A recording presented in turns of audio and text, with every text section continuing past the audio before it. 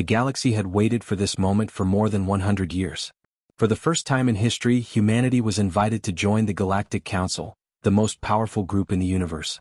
The Council controlled trade, technology, space law, and even peace between star nations. Any species that joined the Council became wealthy, advanced, and safe.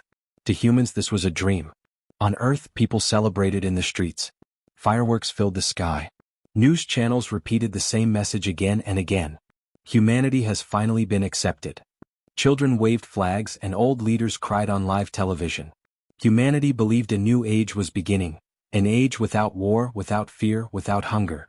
Earth chose their best leaders, scientists, and diplomats to travel to the Council's Grand Space Station, located in neutral space.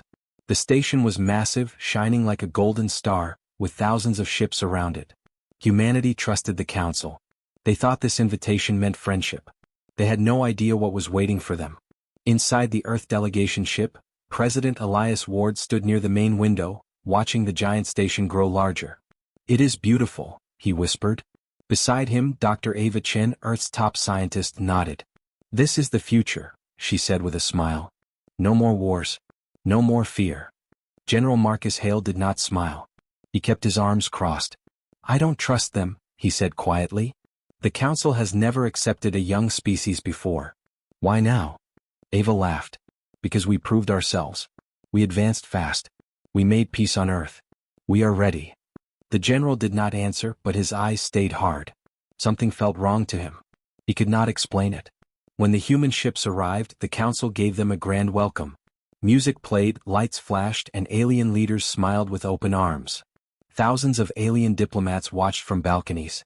The Council speaker, a tall alien with silver skin named Voratel, stepped forward. "Welcome, humanity," he announced. "Today you join the great family of the galaxy." The humans applauded.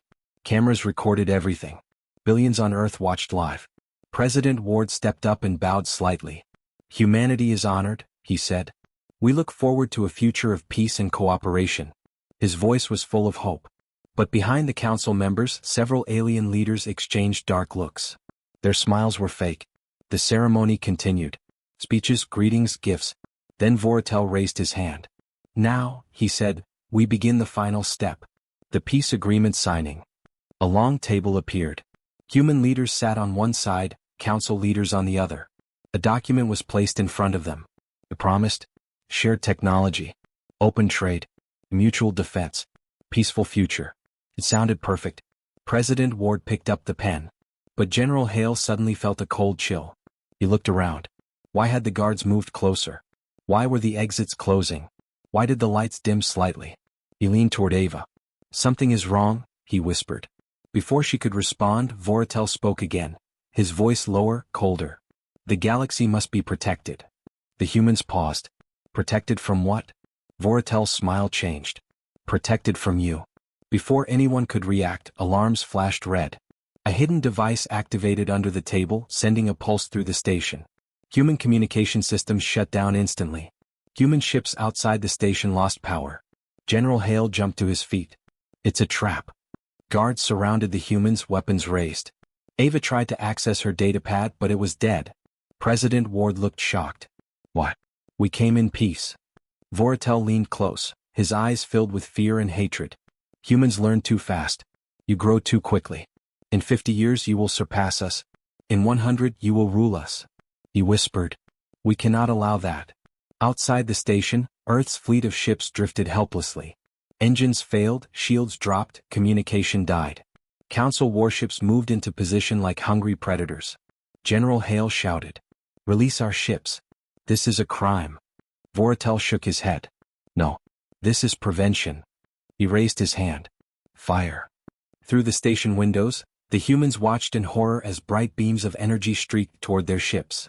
Explosions filled space. One by one, Earth ships burst into flames, breaking apart silently in the void.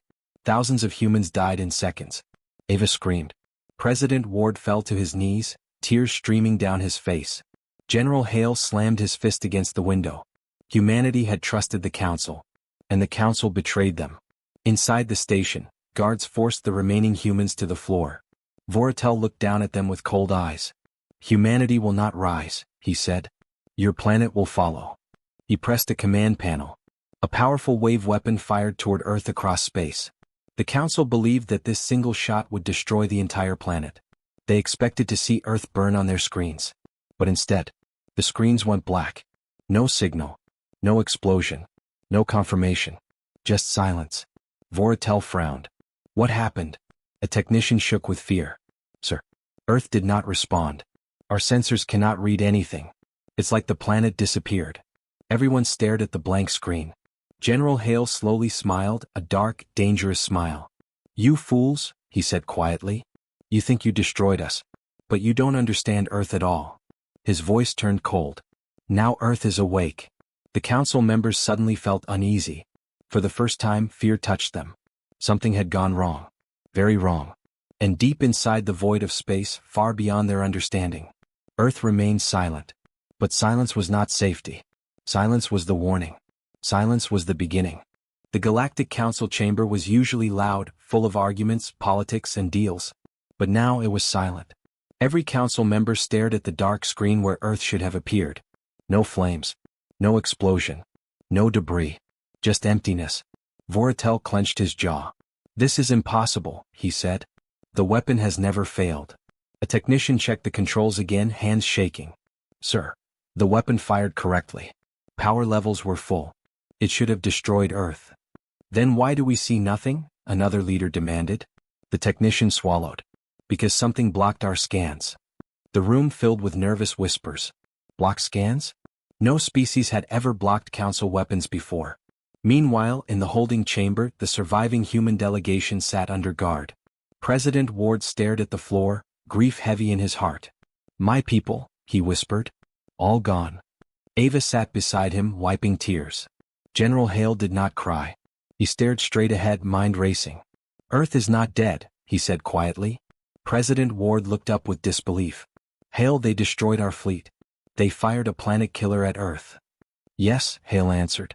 But Earth did not answer. No explosion. No heat. No signal. He leaned forward. That means Earth survived. And if Earth survived, something changed. Ava frowned. What do you mean? General Hale's voice dropped to a dangerous whisper. Earth adapts. Humanity adapts. Faster than any species the Council has seen. That's why they fear us. He looked toward the ceiling. And now they have woken something they cannot control. Back in the chamber, panic began to grow. Council leader Serac slammed his fist on the table. We must confirm Earth's destruction. Send another scan. Technicians obeyed. Energy waves fired across space. Then vanished. No return signal. It was as if space around Earth swallowed the scan. Voratel felt a cold chill. Send scouts, he ordered. Immediately. 3 sleek Council scout ships launched from the station, heading toward Earth at high speed. Inside one of them, pilot Kiro watched the planet grow closer. But something looked wrong. Earth did not look damaged. In fact, it looked brighter. Clouds glowed faintly. The oceans shimmered with blue light. A strange aura surrounded the entire planet, like a thin shield. Kiro blinked. Control, do you see this? Static. No reply. Control? Nothing. He checked his systems. All communication was dead. Even the navigation screen flickered. Something was interfering. The scout ships entered Earth's orbit. Kiro stared in horror as his sensors shut down one by one. Shields offline. Engines unstable. What is happening? His co-pilot screamed. The planet is emitting energy. The ship trembled. Panels sparked. Then, silence. Inside the Galactic Council chamber, the scout signals disappeared. All 3 ships vanished from the tracking screen. No distress call. No explosion. No wreckage. They were simply gone. The room froze. A voice whispered. Earth erased them. Voratel slammed the table. Impossible. Earth has no such power. But his words sounded weak. Suddenly the giant doors opened. A messenger ran inside, breathless. Council members. We have a problem. What now? Serac shouted. The messenger gulped. The galaxy is watching. News channels broadcast your attack. Species are questioning the Council. Some call this an illegal genocide. Voratel felt his stomach twist. This was not supposed to happen. The plan was simple. Destroy humans quietly. Control the message. Stay in power. But Earth surviving changed everything. If Earth revealed the truth, the Council could fall. Down in the holding cells, guards received a message. Prepare the humans for execution. President Ward heard it. Ava gasped. General Hale smiled darkly. They're scared. Very scared. A guard struck him with a weapon. Silence. Hale did not react. He only stared. You think killing us will stop Earth? He said. You think silence will protect you? The guard stepped back, suddenly uneasy. Hale leaned forward. Earth is not silent because it is dead. His voice became cold. Earth is silent because it is watching. On the council station, alarms suddenly blared. Lights flickered. Technicians shouted. We are losing energy. Systems shutting down. What is happening? Screens went black. Engines powered down. Gravity fluctuated. The entire station shook. Voratel grabbed the console.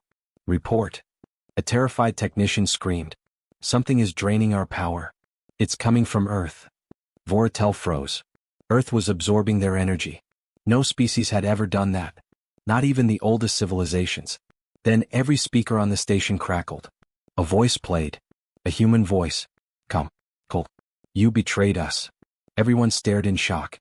The humans had no communication access. How was this possible? The voice continued. You fired on our home. You killed our people. And you believed we would die quietly. The lights turned blood red. The voice whispered. Now we are silent. Pause. But silence is not surrender. The message ended. Voratel felt true fear for the first time in his life. He turned to the council members.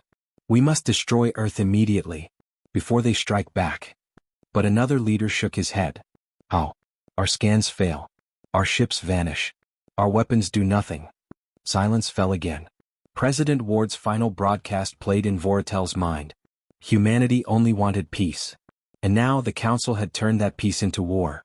Far below, deep under Earth's surface, hidden bunkers came alive. Machines activated. Doors opened. A voice echoed through the darkness. Phase 1 complete. Prepare retaliation. Human soldiers stepped forward, eyes burning with rage. Humanity had survived. Humanity was preparing. And the galaxy had no idea what was coming. Far beneath Earth's silent surface, deep under mountains and oceans, a hidden world awakened. Massive steel doors slid open with a heavy, echoing sound. For decades, these underground shelters had slept, unknown to the galaxy and even to most humans. They were built during Earth's old wars, improved over time and finally forgotten when peace came. Now they were humanity's last hope. Bright lights flickered on as thousands of machines powered up. Screens showed the outside world. The surface was scarred, cities broken, skies dark, but life continued. Millions had survived underground. General Nathan Cole, commander of Earth's hidden defense network, stood in a large control room. His face was tired, eyes red, but his voice was firm. Status report. A young officer responded. Power stable. Air systems online. Food supply secure. Civilian shelters remain intact. Cole nodded. And communication with the surface? Still blocked, the officer said. Something covers the planet. We cannot send or receive signals. Cole looked at the main screen. Earth was surrounded by a glowing blue field like a shield. We did not build that, he whispered. In a medical chamber, Dr. Mira Lane checked injured survivors. Children cried softly, holding blankets. Families huddled together. People whispered. Why did the aliens attack? We trusted them. Is Earth lost? Mira tried to stay calm. We are alive, she told them. That means we have a chance. But inside she felt fear. The council had fired a planet killer. Nothing should have survived. Yet Earth still stood. Oh. Deep in the core facility, a group of scientists gathered around a massive hologram showing Earth's energy readings. Dr. Adrian Clark, head of Earth Sciences, stared with wide eyes. This is impossible, he said. The energy levels coming from Earth's core were rising rapidly. Dr. Hannah Ruiz pointed at the readings. Look at this pattern. The energy is intelligent. Cole frowned. Explain. Ruiz took a breath. The planet is reacting. It is absorbing energy from the council weapon. It is using it. Cole stared. You're saying Earth fought back? Clark nodded slowly. Earth adapted. In the upper bunkers, soldiers prepared. Armored suits powered up. New weapons were distributed, prototypes once considered too dangerous to test. Captain Leo Vargas inspected his unit. These aliens think we are weak, he said. They think they ended us. He pointed upward. They have no idea what is coming. The soldiers nodded, eyes burning with anger. They had lost families, friends, homes. Now they wanted justice. Meanwhile, in another part of the bunker, a giant door opened to reveal a dark hangar. Inside were ships unlike anything the council had ever seen. Slick, silent, sharp as blades. Their surfaces shimmered like liquid metal. Project Aegis, Earth's secret fleet, built in hidden labs, powered by unknown energy. General Cole entered the hangar with Dr. Clark. These were not ready, Clark said nervously. We never tested them in space. We have no choice, Cole replied. The council will return. We need to strike first. Clark looked at the glowing engines. They run on planetary energy now. Earth is feeding them. Cole turned to him. Can we control it? Clark hesitated. We think so. Cole nodded once. Then prepare them. Back near the surface, a scouting team climbed through a tunnel and reached an old bunker exit. Sergeant Talia Reed pressed her ear to the metal hatch. Nothing. No wind. No birds. No explosions. Just silence. She opened the hatch slowly. A cold wind rushed in. The sky above was dark, filled with swirling clouds that glowed faintly blue. The ruins of a city stretched out before them. Buildings fallen. Streets broken. But strangely, plants were growing fast. Vines covered walls. Flowers bloomed in cracks. The air felt thick with energy. Reed whispered, Earth is changing. Back in the council holding cells, General Hale suddenly sat up straight. A strange feeling ran through him. A connection. He looked at President Ward and Ava. Earth survived, he said. I can feel it. A guard laughed. Your planet is dust. Hale stared at him with cold eyes. Then why do you fear us? The guard hesitated. Because it was true. The council was terrified. They had destroyed countless species, but never had a target simply go silent. Never had their strongest weapon failed. Never had ships vanished without a trace. Humanity was becoming something else. Underground, alarms sounded in the control room. General, a technician shouted. We detected movement in orbit. Cole rushed to the screen. Council ships appeared near Earth's atmosphere. A small fleet. Scouts. Testing the planet.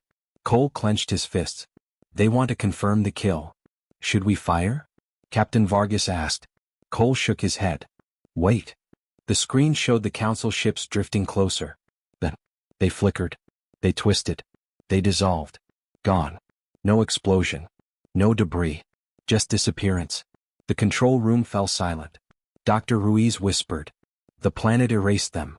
Clark swallowed hard. Earth is defending itself. Automatically. Cole stared at the glowing shield. Earth is not just surviving. His voice dropped to a whisper. It is preparing. Deep underground, a voice activated through the defense network. Artificial. Cole. Phase 2 ready. Await command. Cole turned to Clark. What is Phase 2? Clark looked pale. A counterstrike. Cole exhaled slowly. Humanity had always been underestimated. Always pushed. Always challenged. Now the galaxy had pushed too far. Cole looked at his officers. Prepare the fleet. Every soldier in the room stood straighter. This was no longer survival. This was retaliation. Above them, Earth continued to glow. Silent. Waiting. Watching. The galaxy believed Earth was destroyed. Soon they would learn the truth. The council's main station was in chaos. Leaders shouted over each other, technicians ran from console to console, alarms screamed through the halls. The once proud heart of the galaxy now felt like a frightened nest of insects. Voratel slammed his hands on the command table. Earth cannot have this power, he yelled. It is a primitive world. Council leader Serac glared at him. Primitive worlds do not erase fleets. Another leader hissed. Primitive worlds do not block scans. A third added. Primitive worlds do not consume our energy. The truth was clear. Humanity was no longer what the council believed. Something on Earth was evolving. On Earth, deep underground, General Cole watched as new readings appeared on the main screen. Dr. Clark pointed at the energy map. Look here. The planet's core is changing. The energy is spreading through the crust. Cole frowned. What does that mean for us? Clark took a breath. It means Earth is adapting. Faster than any system we have ever studied. Dr. Ruiz added. The shield around the planet is growing thicker. Soon, nothing will be able to enter or leave. Captain Vargas frowned. So we will be trapped? Clark shook his head. No. The shield reacts to threat. It opens for us. It closes for them. Cole stared at the map in silence. Earth wasn't just defending. It was choosing. At the surface, Sergeant Talia Reed and her scouting team moved through the ruined city. Her boots crunched on broken glass. But everywhere she looked, life grew. Green vines covered metal. Trees pushed through concrete. The air shimmered with blue light, tiny particles floating like fireflies. Private Jonas touched a glowing vine. Moved. He jumped back. It reacted. Reed approached carefully. The plant leaned toward her hand almost like it recognized her. Reed whispered, "Earth is protecting us." Jonas looked around nervously. "Or changing us." Reed didn't answer. Something in the wind felt alive. Back in the underground labs, Dr. Mira Lane analyzed blood samples from survivors. Her eyes widened. This can't be right. She ran the tests again. Same result. She called Clark and Ruiz. "Look at this," she said, pointing at a screen. "The DNA of survivors is changing. Faster healing. Increased energy tolerance." Clark frowned. Mutation. Ruiz shook her head slowly. "No. Adaptation." Clark whispered, "The planet is changing us." In the council chamber, a new report arrived. A trembling technician spoke. "Council members, the planet's near-Earth system show energy disturbances. Our communication relays are failing." Serac stood. "How far has the effect spread?" The technician's voice cracked. 2 light years, and expanding." Gasps filled the room. Earth's influence was spreading through space. Voratel whispered, "This is impossible." But deep inside he knew the truth. They had awakened something ancient. Something powerful. Something that was now growing. A hologram suddenly activated in the council chamber. A hooded alien figure appeared. One of the oldest species in the galaxy. The archivist. His voice was slow and heavy. "You fools," he said. "You struck the sleeping world." Voratel stepped forward. "What do you know?" The archivist raised a withered hand. "In ancient records we found stories of a living planet. A world that adapts. A world that protects its children. A world that becomes stronger with every threat." Serac scoffed. "Legends." The archivist stared at him. "Legends become legends for a reason." He leaned closer. "You believed humanity was alone. But Earth itself is alive." Underground, General Cole received a message from the Science Division. "Sir, we detected a new energy surge." Cole rushed to the control room. "What now?" Dr. Ruiz pointed at a monitor. "The planet is building something. In the upper atmosphere." Cole's eyes widened. "Building what?" Clark swallowed. "A weapon." Outside the bunker, in the dark sky, clouds spiraled into a massive ring. Lightning crackled silently within the formation. Energy gathered. No sound. No warning. Only power. Back in the council station, another alarm sounded. Unidentified energy wave forming near Earth. Voratel shouted, "Prepare shields." Technician screamed, "It's too far. We cannot stop it." A wave of blue energy exploded outward from Earth. The shockwave traveled silently through space. When it reached the nearest council relay station, the entire station flickered and vanished. No explosion. No debris. Just gone. The council chamber fell silent. Someone whispered, "Earth is erasing the galaxy." In the human holding cells, General Hale felt the station tremble. He smiled. "They fired on Earth," he said. "And Earth is firing back." A guard raised his weapon. "Be quiet." Hale looked directly into his eyes. "You should pray Earth does not remember your name." The guard stepped back in fear. For the first time he wondered, were humans still just humans? In the underground hangar, Project Aegis ships powered up. Engines glowed bright blue. The pilots entered the cockpits. A voice echoed through the hangar. "Phase 2 activation. Prepare for deployment." General Cole stood before his troops. "This is not only about survival," he said. "This is about justice." Captain Vargas lifted his helmet. "And the galaxy will learn." Cole nodded. "Launch." As the first human ships rose through the underground tunnels toward the surface, Earth's shield opened for them like a living gate. The ships shot into the sky, silent and deadly. Humanity was rising again. And the galaxy was not ready. Far away in the council chamber, Voratel finally understood. His voice shook. "We should never have betrayed them." The human ships shot out of Earth's atmosphere like blue comets. Silent, fast, deadly. The galaxy had never seen anything like them. Each ship moved with strange precision, almost like the planet itself was guiding them. The engines did not burn fuel. They shimmered with the same living energy that now covered Earth. Inside the lead ship, Captain Vargas gripped the controls. But the ship responded before he even moved. It sensed him. It reacted to his thoughts. Vargas whispered, "This is impossible." The ship pulsed with blue light as if answering him. General Cole's voice came through the comms. "All units stay focused. Our target is the Council blockade fleet." In space, the Council fleet waited like a steel wall. Hundreds of ships, battleships, carriers, destroyers. Their weapons were charged and ready. Commander Zalcor, leader of the blockade, stood on his bridge. He watched Earth through the viewport. "Human ships launching," a tactical officer reported. Zalcor smirked. "Primitive fighters will break against our shields." He had no idea what was coming. As the first human ships approached, Council scanners tried to lock on. They failed. The ships vanished from radar.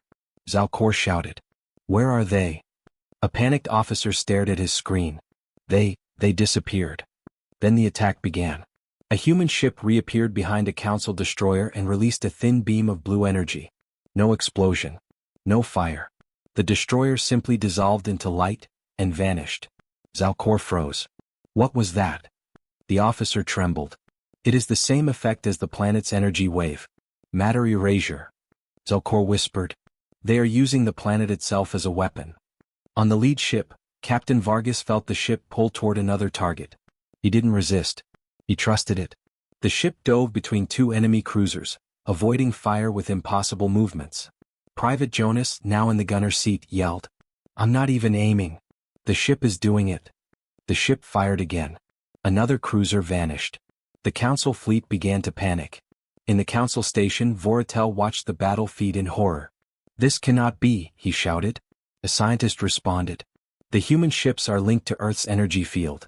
They are alive." Serac shook his head. "We should have destroyed that planet long ago."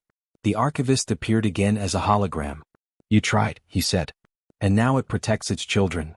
His voice carried an ancient sadness. "You betray a world that gave you nothing but peace, and now you face a power older than your Council." Back in space, the human fleet moved like a hunting pack. Every time a Council ship prepared to fire, a human ship appeared behind it. Blue flash. Gone. The Council blockade was collapsing. Commander Zalcor clenched his teeth. Retreat. But his engines flickered. No response. A technician screamed. "The planet is draining our power." Zalcor realized the truth. They were not fighting humans. They were fighting a living world. On Earth, deep underground, Dr. Clark monitored the battle. She saw the energy patterns across the screens. She whispered, "The ships are not just using Earth's power, they are learning." Dr. Ruiz nodded slowly. "Earth is adapting to space combat." General Cole stared at the screen. "Then we must control it. We cannot let this power grow unchecked." Clark looked at him sharply. "General, we are not controlling anything. Earth is deciding." Cole fell silent. That was the most terrifying part. Meanwhile, Sergeant Reed's scouting team reached the city center. They found a massive structure rising from the ground, black stone and glowing blue veins. Jonas swallowed hard. "Was this here before?" Reed shook her head. "No. Earth built it." The structure hummed with energy. It felt like a heartbeat. Reed felt a pull toward it, like it was calling her. She stepped closer. The ground shifted. The vines moved aside, revealing a doorway. Jonas whispered, "It's opening for you." Reed took a deep breath and entered. Inside, she found a chamber filled with floating crystals, each glowing with memories, images of Earth's history, evolution, wars, peace.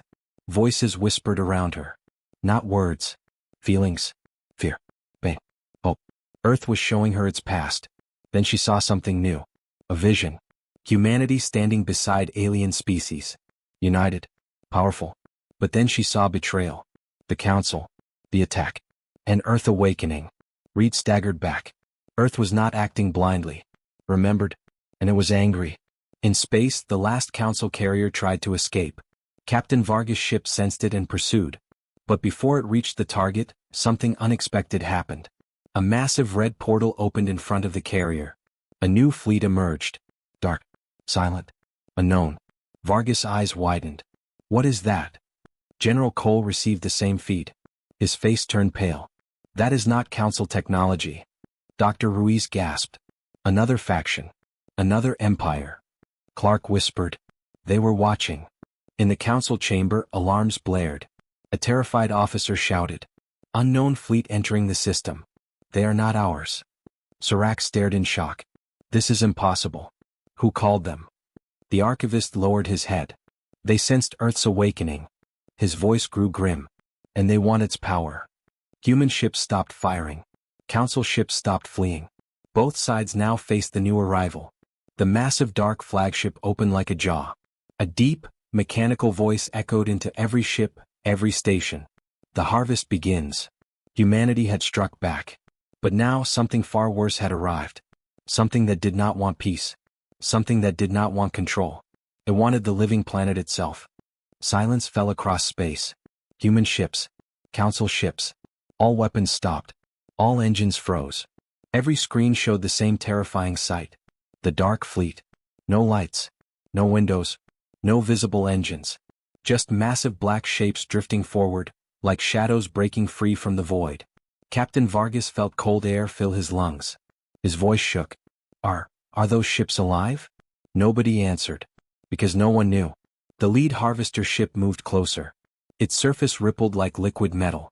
Strange red symbols glowed across its hull, shifting like breathing flesh. General Cole watched from Earth Command. What are we looking at? He demanded. Dr. Ruiz swallowed. I don't think they are machines. Clark whispered. They are organisms.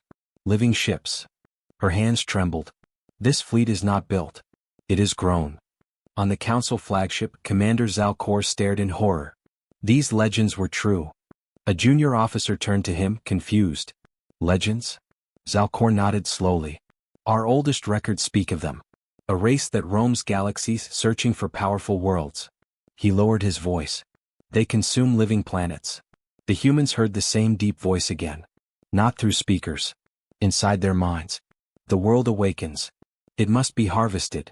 Every person felt a stabbing pressure behind their eyes. Private Jonas screamed and dropped to his knees. My head. Get it out. Captain Vargas gritted his teeth. They're inside our minds. The ship responded, glowing brighter, creating a blue barrier around the crew. The pressure faded. In space, one of the dark ships opened. Not like a door. Like skin tearing. A swarm of small black spheres floated out, spreading like insects. Dr. Ruiz gasped. Scouts. General Cole stared. What do they do? Ruiz hesitated. They feed.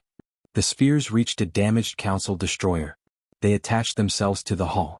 The metal turned black. Then liquid. Then vanished. Within seconds the entire ship was gone. No explosion. No debris. Just empty space.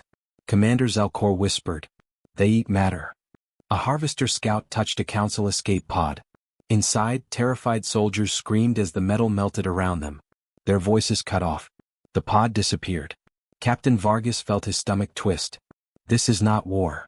Clark finished the sentence in Earth Command. This is feeding. The human ships reacted on their own. Blue light flared. Energy shields strengthened. The ships formed a defensive formation around Earth. General Cole watched the pattern. They are protecting the planet. Ruiz nodded.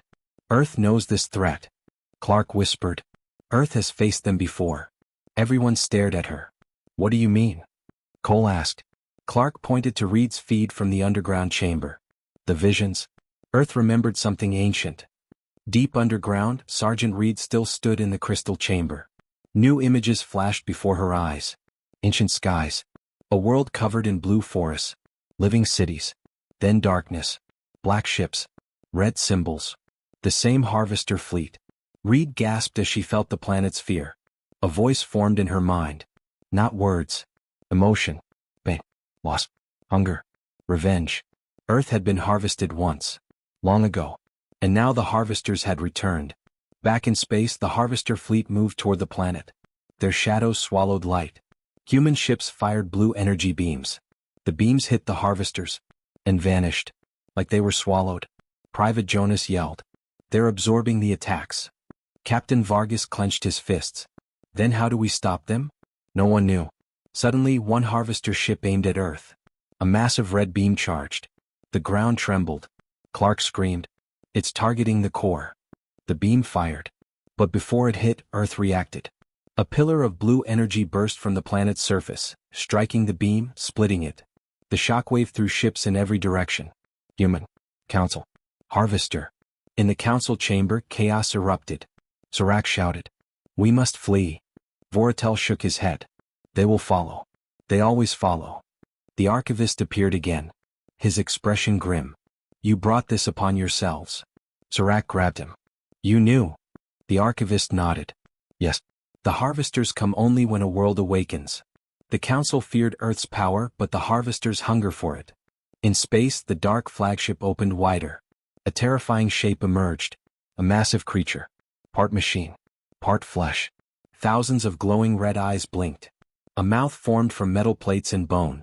It released a soundless scream, felt, not heard. Every mind shook. Jonas collapsed. Vargas nearly blacked out. Clark fell to her knees, gripping her head. Ruiz whispered, "It's a planetary eater." On Earth, the ground split. Energy surged across continents. Cities shook. Oceans boiled. Mountains cracked. Reed grabbed the chamber wall as the planet roared. The crystals brightened. The voice returned. This time words formed. "Help me." Reed froze. Earth was speaking. To her.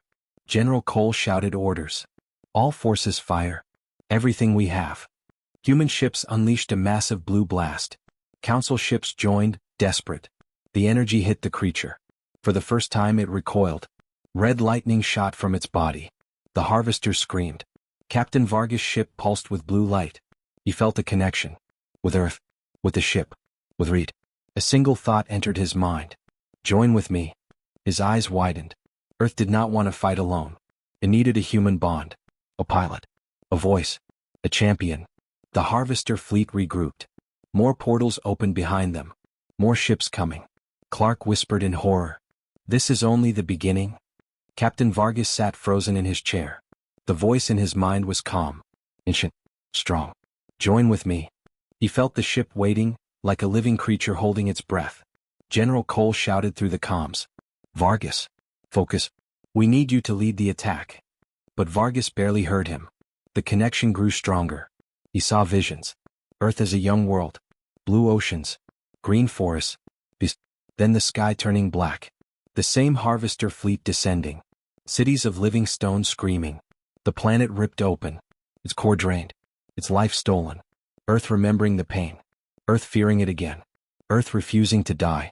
Vargas whispered, "You survived this before." The voice answered, "I hid. I slept. I healed." He felt sadness. Anger. Loneliness. For millions of years, Earth had waited. And now the devourers had returned. The giant harvester creature moved closer. Its huge metallic jaws opened. Red energy gathered inside. General Cole shouted, "It's going to strike the core again. All units, stop it." Human ships fired. Council ships fired. Nothing worked. The energy beam grew brighter. If it hit, the planet would die. Everyone knew it. Sergeant Reed, deep underground, felt the chamber vibrate. Crystals cracked. The whispering voice trembled. "Help me." Reed put her hand on the glowing crystal. "Tell me how." Images rushed into her mind. Earth's power. Human emotion. Connection. Unity. Earth could not awaken fully without a human anchor. A partner. A champion. Above, Captain Vargas finally understood. Earth did not want to control him. It wanted to fight with him. He placed his hand on the glowing control panel. "I'm with you." The ship exploded with blue light. His body lifted from the seat. Energy flowed through him, warm and overwhelming. He gasped, but he did not pull away. The ship and Vargas merged. Not flesh. Not mind. Something deeper. Human instinct. Planetary power. One will. Private Jonas stared in shock. "Captain, you're glowing." Vargas opened his eyes. They shine bright blue. His voice echoed with Earth's tone. "We fight." Outside, the human ship transformed. Metal shifted. Wings extended. Energy veins spread across the hull. The ship looked alive. A blue comet of power.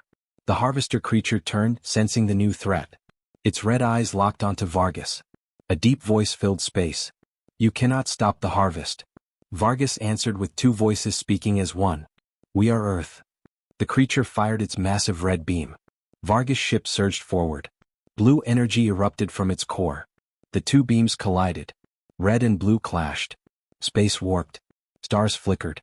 The shockwave shook the solar system. Council ships spun. Human ships tumbled. The ground on Earth shook violently. Reed fell to her knees as the chamber cracked. Dr. Ruiz watched the energy readings spike. This is impossible. The ship is channeling the planet's core. Clark smiled through tears. No. The planet is channeling him. General Cole whispered.